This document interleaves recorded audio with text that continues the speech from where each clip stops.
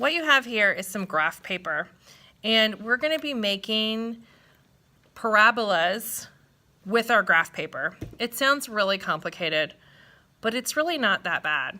So I'm going to start here by counting off and drawing a line down 10 of my squares. 1, 2, 3, 4, 5, 6, 7, 8, 9, 10. Okay? Straight line, 10 squares. Easy, right? Next, I'm going to go to the right because I'm making an L shape. So I'm going to go 1, 2, 3, 4, 5, 6, 7, 8, 9, 10. So you can see here, I have an L on my graph paper, okay? Now, everywhere that there's an intersection of the squares, I'm going to make a dot because I'm going to do a little dot to dot. You like to do dot to dot pictures? You ever used to do those when you were little? We're going to be doing a mathematical dot to dot, okay? So I did my L.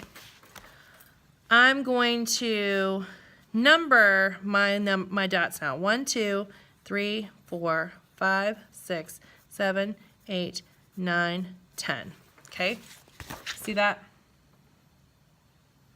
Then I'm going to do it at the bottom, but I'm going to start from the center across. 1, 2, 3, 4, 5, 6, 7, 8, 9, 10.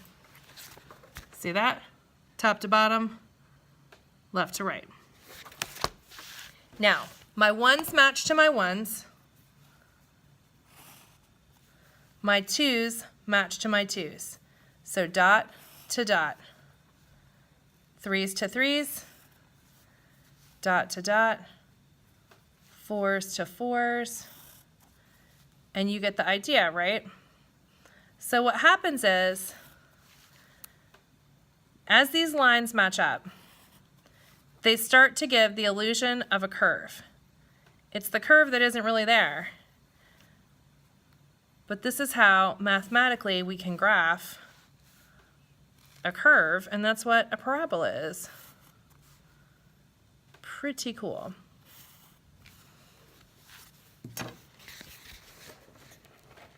Once you've been able to make one parabola, and it's just connecting the lines, you need to number them correctly, so you're going from top to center and then bottom to the furthest away.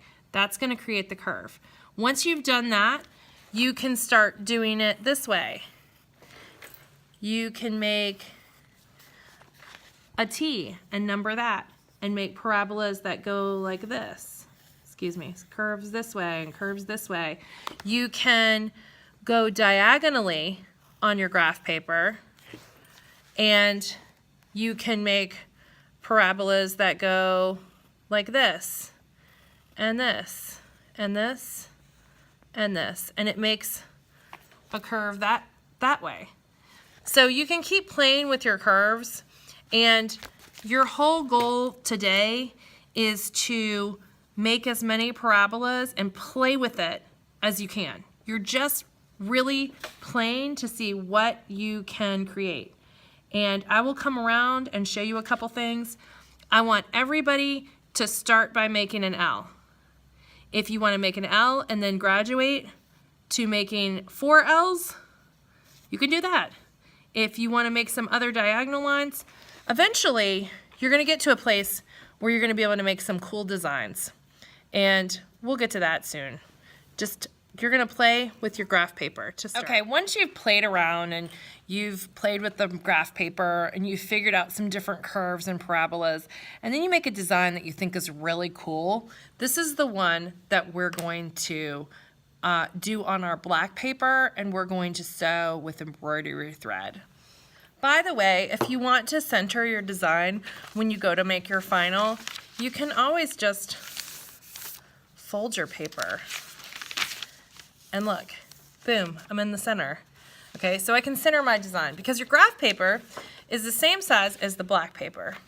So this black cardstock is what we're going to be using, and we're going to glue this graph paper onto the back. You don't have to glue it like down all the way, you guys.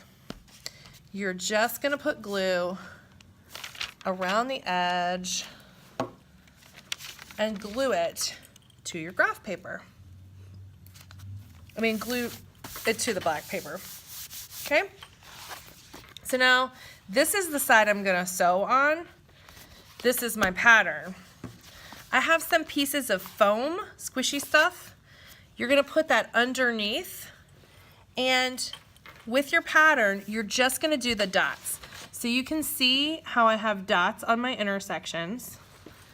I'm gonna stick this pad underneath, and I'm gonna poke a hole for every dot. Once you've taken, and by the way, I forgot to tell you, I just used a thumbtack, which I'll give everyone. Once I've done all the holes, you can see my holes are now pressed on the back here. So my pattern is on the back. I know where my lines are supposed to go when I'm sewing, but I'm gonna be doing that on the front. So then you're ready to sew. Okay, we're gonna be using embroidery floss or embroidery thread, okay? So I've got lots of nice colors. You can choose whatever you want. You can do multiple colors. I actually encourage you to do multiple colors and multiple layers. For this pattern, I'm gonna pick this pink to start with. And when you get the embroidery thread, it comes with these little like loops on it. You take those off. And you want to be careful. It's real easy to like just pull the string like a ball of yarn, but it gets tangled. So if you open it up, you'll notice that the skein is just wrapped in a loop. So you're gonna take off some yarn and thread it on your needle. When you thread your needle, you're not going to, sometimes you loop it and you tie it at the bottom. I just want you to pull enough out, okay? You don't need to tie a knot on your needle. Don't tie a knot. You don't need to do that. It's not gonna come out. But you do wanna tie a knot on the end of your thread. So tie a knot, and that's gonna keep it, that little knot will keep it from popping through. So I'm gonna figure out here where I need to start. So if I start here, I'm gonna go down to this dot right there, okay? So I'm gonna start here to go down there.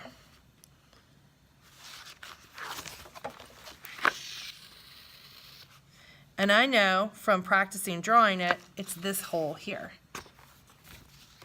Pull it through. There's my first line. And it's really easy. You don't have to worry about making any straight lines because it's right there for you. Now, I don't want to go back up because that would be wasting yarn. I'm going to go to the next dot beside it, which is going to come out here.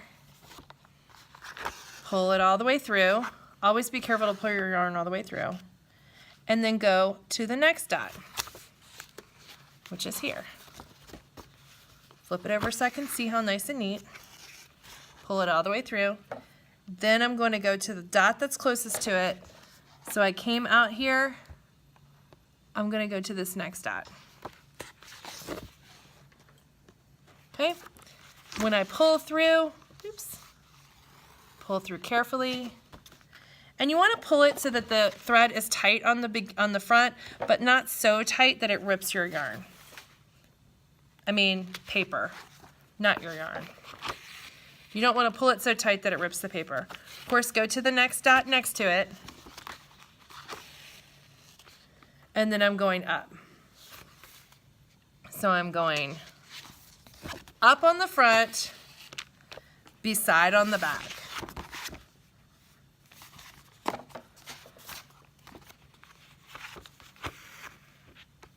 What do you do if you're working on your parabola and you run out of yarn or thread? I keep saying yarn because we just did our baskets, but you run out of thread, okay? Your thread isn't long enough to finish your parabola.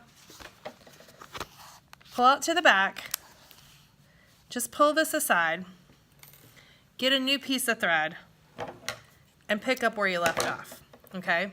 You don't need to tie these two together. Don't do that. Just leave this here.